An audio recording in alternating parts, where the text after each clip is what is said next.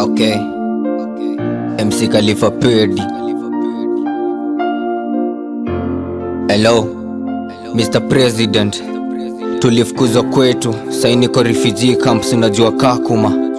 1 week sijadishi, mwili tu inaniuma. Na kuanga refugee ingekwanga poetry, mimi ningekwanga persona. So poverty imekuwa disease na hopes God ataiponya.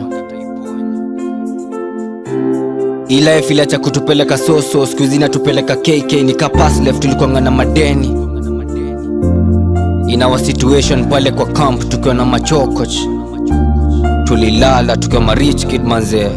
Poverty katushoa mkeni, they took our land, they killed our parents. Imekuwa doba, imekuwa national anthem, na soon itakuwa hit. After disease ni locust,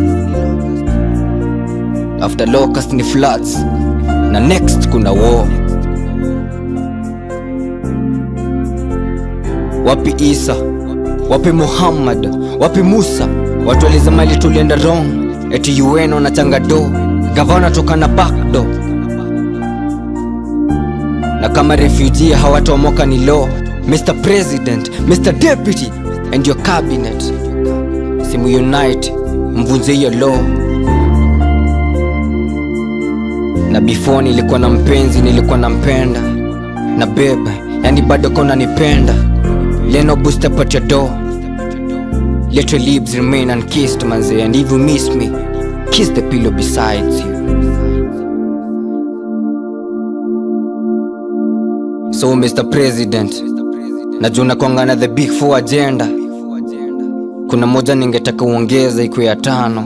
Yeah, the big 4M, I mean, wasaidie ma refugee, wasaidie machokoch, wasaidie mayatima na maskini. Na mi bado na kuaminia under the presidency, na soon na kutegea speech. So big up to Kipchoge and the top Kenyans icon. Yeah, na kwa heshima kubwa I salute you, mashujaa.